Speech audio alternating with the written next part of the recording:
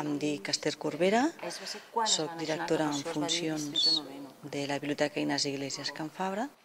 Es va inaugurar l'any 35, però de fet ja hi havia anys enrere un interès de part de la gent del barri en fer una biblioteca. Va estar-hi 57 anys, on ara hi ha la seu del districte. Després va estar a l'edifici Josep Pallach. Després, l'any 2002, va venir aquí.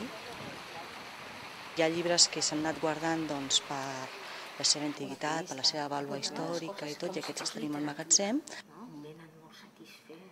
Cada biblioteca de Barcelona té un fons especialitzat. Nosaltres ens estem centrant en el còmic en diferents vessants, des de la teoria del còmic, després la part de lectura de còmic.